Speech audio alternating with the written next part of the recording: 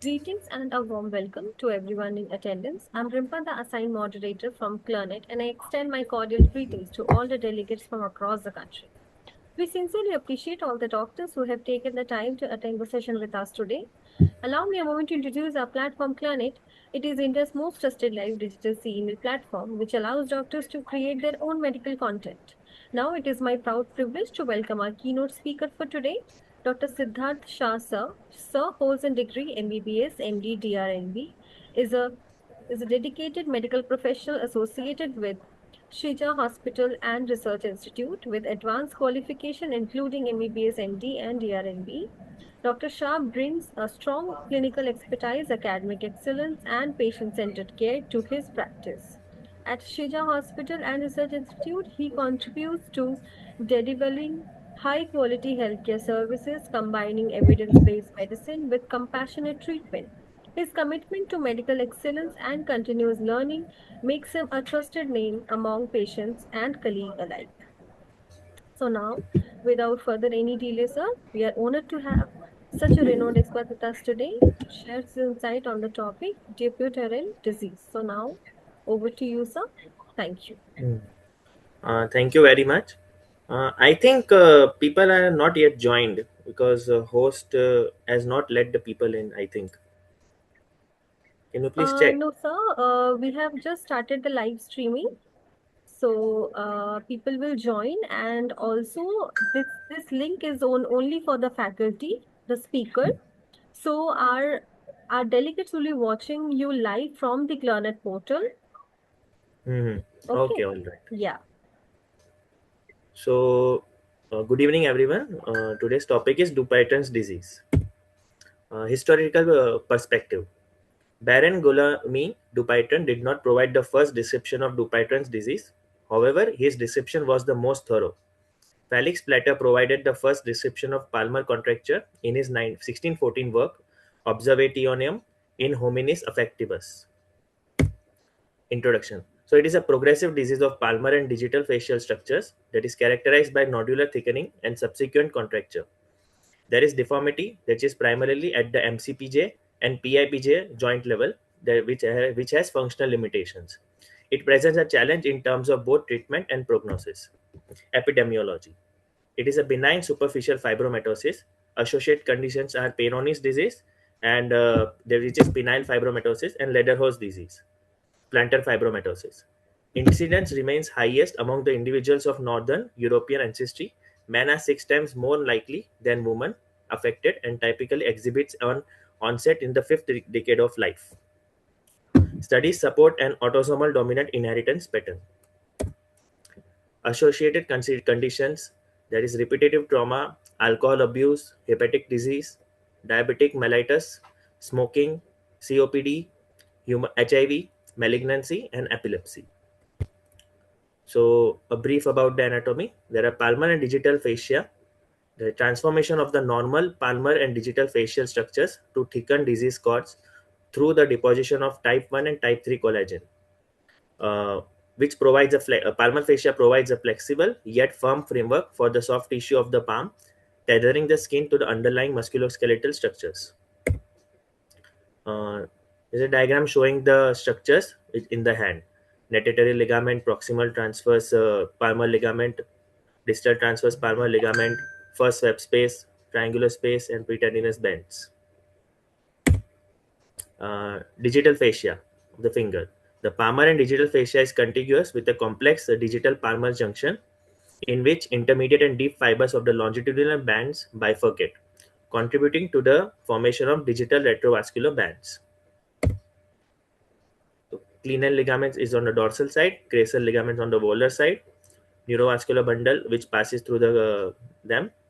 Then there is lateral digital sheet which is affected, natatory ligament is affected, spiral bands are affected, and this transverse fibers of palmar aponeurosis. This is not affected. This is the normal anatomy. I'll come to the pathology as well. Pathogenesis. In 1959, Luck, consisting of proliferative, involutional, and residual phases, Luck described it. Proliferative phase. It is characterized by nodule formation within the palmar fascia, and biomechanically by increased fibrinolytic activity. At this stage, fibroblasts differentiate into myofibroblasts and compromise the majority of nodular structures. Involutional phase. It is marked nodular thickening and signs of early joint contraction. Throughout the involutional phase, type 3 collagen is synthesized and myofibroblasts reorient along the lines of tension within the palm. Then there is residual phase.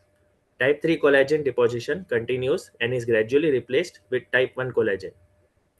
Myofibroblasts have largely disappeared by the residual phase, resulting in relatively hypocellular amalgam of type 1 and type 3 collagen. Disease process. The net effect of this cellular and pathological mechanism is the transformation of normal palmar and digital facial structures into fibrotic disease cords. Disease components may be further subdivided into palmar, palmodigital, digital, first web space, and hypothenor cords.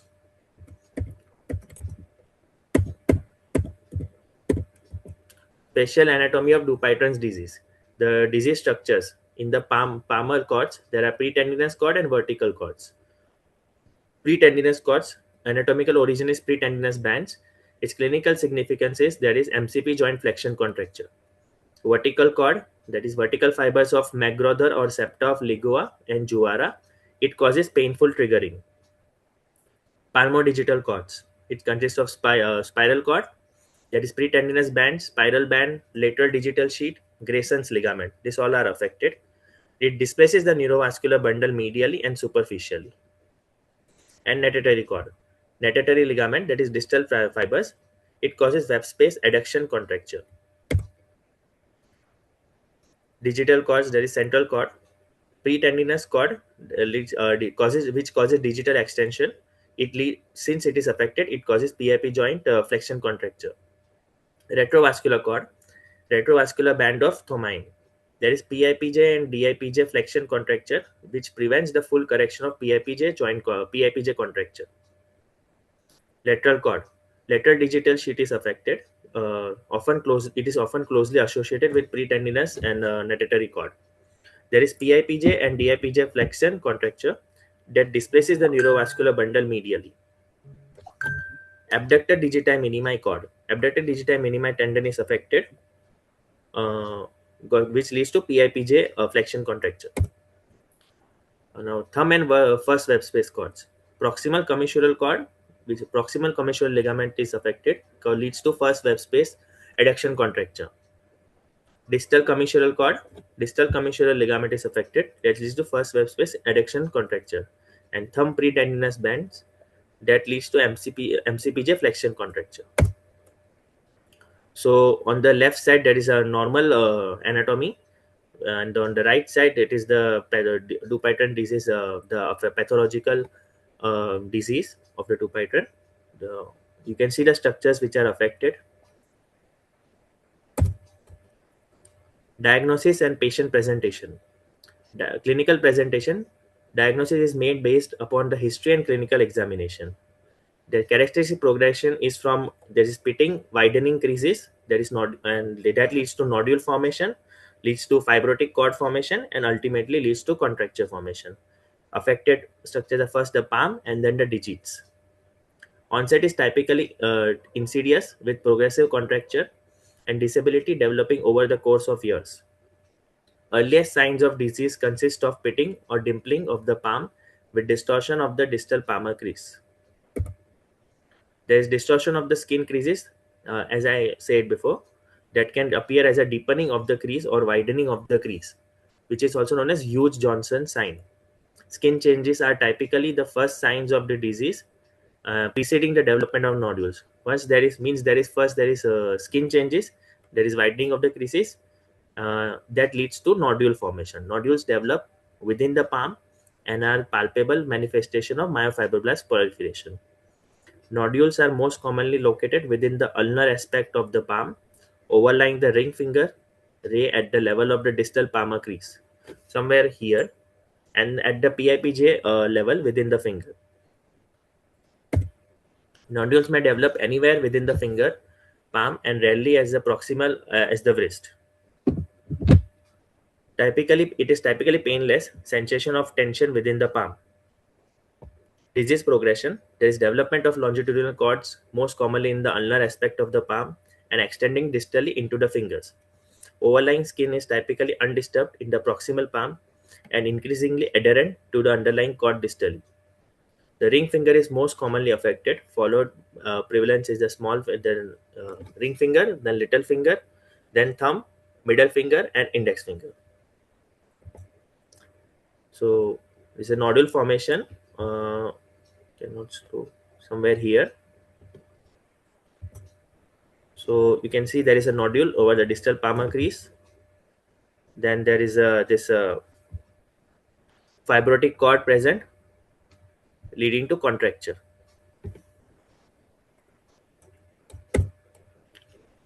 Garrot's nodule that is due to this fibrotic changes are seen over the this digital these fingers. A soft palpable fullness immediately adjacent to the cord at the level of the MCPJ may indicate displacement of the neurovascular bundle. By a pathological spiral cord, there is short Watson sign. Patient may also present with Garrot's nodule or knuckle pads located dorsally over the PIPJ joints. Somewhere here is the over the PIPJ joint. You can see this. There is a higher likelihood when these nodules are seen. There is a higher likelihood of bilateral hand involvement. Usually, knuckle pads suggest a higher likelihood of concomitant fibromatosis, including Peyronie's disease and Lederhose disease. Peyronie's disease affects the tunica albuginea of the corpora cavernosa of the penis and is present in 1 to 3% of patients with Dupuytren's disease. Fibrosis develops as well as circumscribed plaque, usually on the dorsum of the penis. It is generally painless, however, discomfort may occur with erection. And another disease which is associated is plantar fibromatosis. It is present in 5 to 20% of the patient with Dupuytren's disease, presenting as a nodular thickening within the non-weight bearing portion of the sole of the foot. A case of plantar fibromatosis is here. So differential diagnosis, there is a camptodactyly, which is a congenital flexion contracture of the little finger usually. Traumatic scar contracture, any post-burn scar contracture. Then there is Walkman's ischemic contracture, intrinsic joint ankylosis, lock trigger finger, and spastic digital contracture. Patient selection for operation usually. Primary objective of treatment is the correction of deformity, thereby reducing the disability and restoring hand function. Commonly accepted surgical indications include greater than 30 degree of MCPJ contracture and any degree of PIPJ contracture. So we have to, there is a staging known as Tubiana staging, where we see where we measure the angles and accordingly we grade this Dupuytren disease. So stage 0 is when MCP joint, PIPJ and DIPJ collectively is at 0 degree and there is no nodule formation. Stage N is when there is the angle is 0 but there is nodule formation present. Then stage 1 when there is flexion contracture the MCPJ joint, that is up to 45 degrees. Stage 2 is flexion contracture at the MCP joint plus at the PIP joint except as well, that is 45 to 90 degree. Stage 3 is 90 to 135 degree and stage 4 is the flexion angle is more than 135 degree, combining PIPJ, MCPJ and DIPJ. We have to we have to add all the angles at each joint and then come to the grading staging of the disease. Additional operative indications include a functionally limiting first step space adduction contracture, a small finger abduction contracture, unremitting tenosynovitis secondary to a palmar nodule overlying the A1 pulley, and palmar contracture resulting in maceration of the distal palmar crease. Treatment. Treatment of Dupuytren's disease may be subdivided into modality therapy, injection, and surgical intervention. Modality therapy. Extension splinting may prevent contracture. Intermittent splinting has not demonstrated any effectiveness so far. Ultrasound therapy. It is reported to soften the palmar nodules but has not been effective in the treatment of cords or contracture. External beam radiation therapy. It is advocated for the treatment of Dupuytren's disease. injection treatment. So here we put the therapy has demonstrated greater promise than topical or modality therapies. Steroid have been demonstrated as a restrictive effect on the formation of fibrous tissue and scar. So we put corticosteroid injections, and injection maintains the complications, including dermal atrophy, skin depigmentation, and flexor tendon rupture. So because of that, we came to collagenase. It emerged as a candidate for enzymatic fasciotomy in 1996 and was approved by the FDA for clinical use in 2010. Injection in enzymatic fasciotomy is performed with 0.58 milligram clostridial collagenase diluted in 0.25 ml for MCPJ joint, or 0.20 ml for PIP joint, or of sterile diluent. Cord is located by manual palpation, and injection is performed at 3 points along the length of the cord via a single puncture with a 25 gauge needle. Night extension splinting is performed for 4 months following the injection. A 1 month interval is allowed before repeat injection is attempted. You can see the 3 points here. The layer is a bit just beneath the subcutaneous tissue.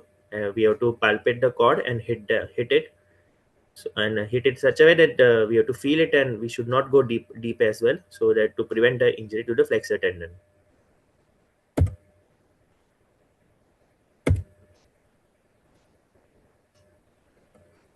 So the MCP joint cords and the PIPJ joint, as they are seen in this finger in this patient, and we have done this collagenase injection for this patient, followed by splinting after extending the finger. Surgical treatment. Surgical treatment of Dupuytren's disease consists of both fasciotomy and fasciectomy. Fasciotomy involves division of the diseased cord without excision and may be performed via an open technique or percutaneously. Fasciectomy involves excision of the diseased cords. Surgical option for the treatment of Dupuytren's disease is fasciotomy, division of diseased cords without the excision. Local fasciectomy, there is removal of segment of diseased cord. Regional fasciectomy, removal of all the diseased fascia as well as local regional of grossly normal tissue. Radical fasciectomy, that is, we remove the entire palmar and digital fascia altogether. An open palm technique or McCash technique, division of the palmar aponeurosis without closure of the skin deficit created. Dermatofasciectomy, removal of the diseased fascia as well as overlying skin closure, typically obtained with the use of a full thickness skin graft. We removed all the structures and then we close it with a skin graft. Percutaneous fasciotomy, that is needle aponeurotomy. It is least invasive operative modality for the treatment of Dupuytren's disease, and it was first described by Decis and Debris in 1957. We break it with a needle, and then we keep following by extension splinting for up to 4 months. Open fasciotomy. It was first described by Dupuytren. Open fasciotomy consists of division of the diseased cord under direct vision. A limited longitudinal incision is made over the affected cord. The cord is visualized, isolated, and divided transversely. Resultant defect may be closed directly or rearranged with a Z-plasty incorporation, that cord and skin, or closed with a skin graft. We open up with a Z-plasty or multiple Z-plasty incision, and then we remove the structures and then we close it. Local fasciectomy. Local or limited fasciectomy is a technique designed to remove a portion of the disease aponeurosis, disrupting continuity of the diseased tissue. Theoretically, local fasciectomy limits the risk of complications associated with dissection, including palmar hematoma and neurovascular injury. A longitudinal or Z-plasty incision is performed over the involved cord, analogous to that performed in an open fasciotomy. The cord is isolated and divided with resection of 1 to 2 cm of the cord itself. Regional or partial fasciectomy. Regional fasciectomy has provided the mainstay of operative treatment in Dupuytren's disease. Regional fasciectomy consists of excision of all macroscopically abnormal fibrous tissue within the palm and finger. The technique limits palmar dissection while disrupting the continuity of the aponeurotic tissue and limiting focal recurrence. These are Brunner's incision over the fingers and palm. Example of a case I'll show here.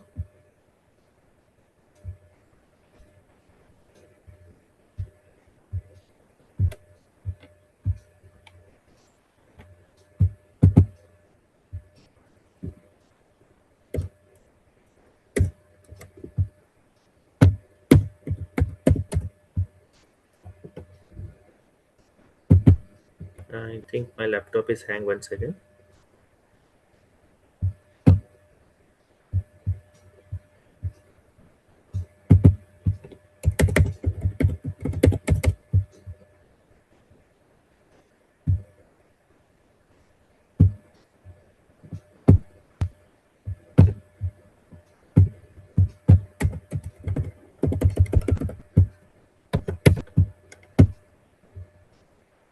Uh,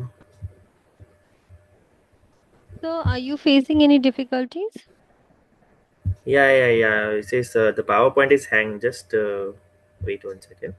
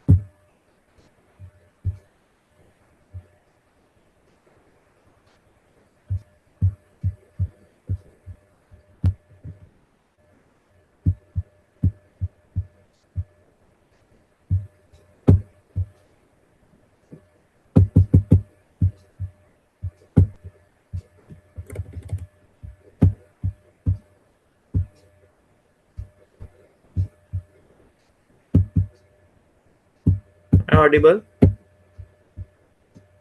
Yes, sir. Okay. 1 second.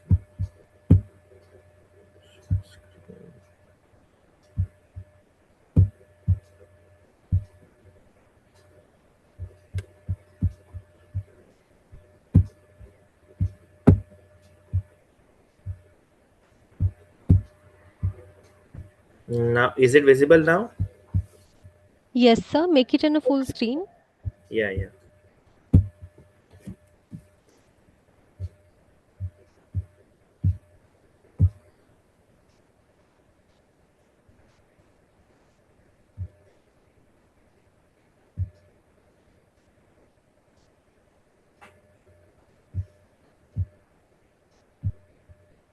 Okay. So I think it's not. Yeah. Radical fasciectomy. Radical fasciectomy involves extensive dissection of the palm and digital facial structures in an effort to remove both normal and diseased palmar and digital fascia. There is a theoretical advantage of eliminating the risk of disease progression and recurrence. Significant postoperative complications include hematoma and skin necrosis. It is abandoned in favor of regional excision.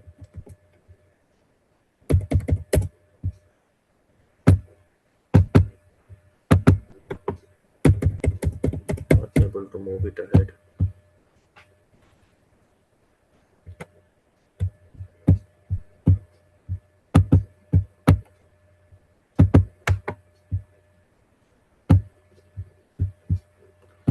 I'll be presenting from here only. I'm not able to move my cursor. Okay. Okay, sir. Dermofasciectomy. There is dermatofasciectomy involves excision not only of the involved facial structures of the palm and fingers, but the overlying skin as well. There is a pathological changes in the palmar fascia, thinning of the subcutaneous tissue, and a reduction in the number of dermal sweat glands. Dermatofasciectomy retains a so role primarily in the treatment of recurrent disease or in cases with extensive cutaneous involvement.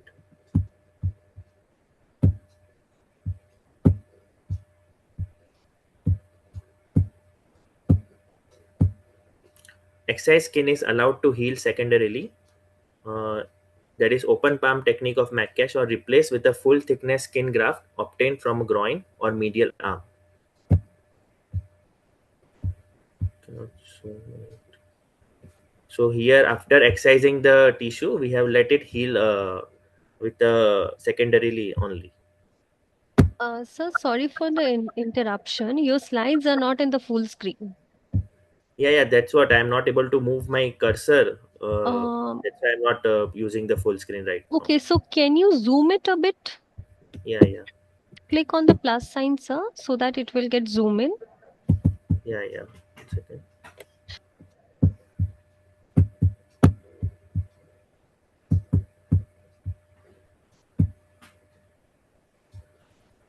Is it okay now?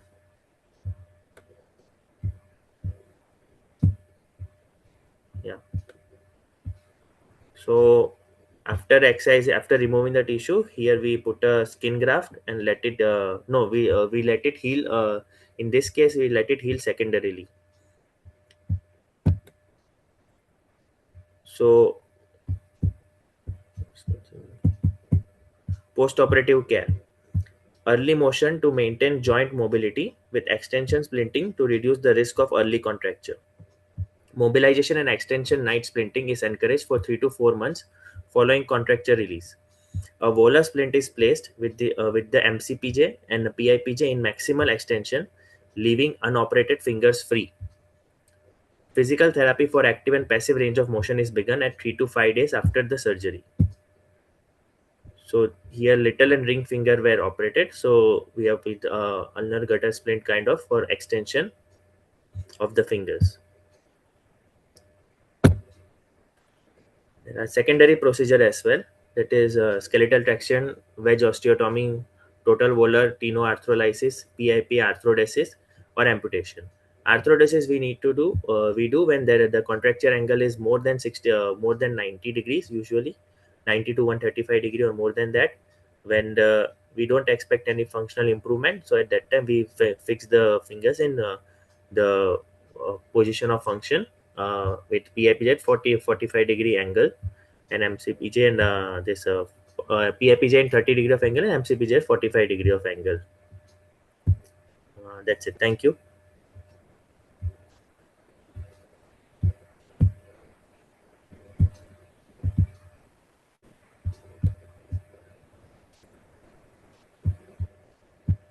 The presentation is over actually.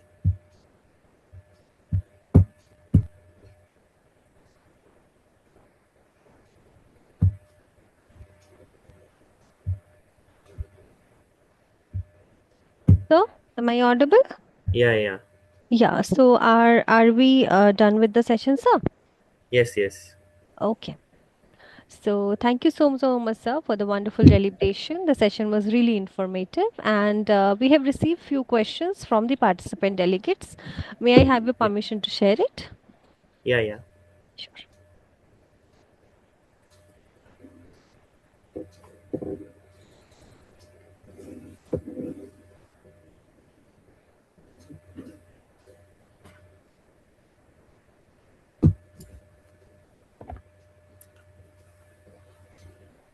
I hope my screen is visible to you, sir.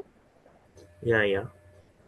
Why is Dupuytren disease more common in older males of Northern European descent? It is related to etiology as such. There is no specific reason as such, as of what I have studied till now. Uh,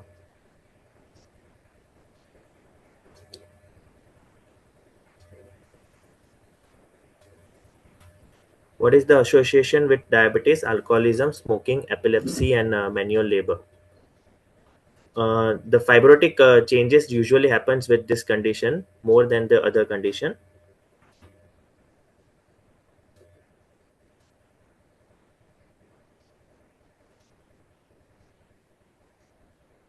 How do you assess the severity and functional impact of contractures? We do a tabletop test, that is a huge tabletop test, and also this Tubiana staging score is there. We assess the contracture angle at the MCPJ, PIPJ, and DIPJ, and according to that, we grade the thing. This regarding that diabetes, epilepsy, and all this all condition causes more collagenous this collagen deposition, type 3, type 1. So it leads to, because of that, the association higher with this condition. So how do you assess the severity and functional impact of the contractures? Okay, that I have answered already. Regarding the first one, genetic predisposition, usually there is no relevant data as such to what I have studied so far. So I will not comment over that point. Any other questions?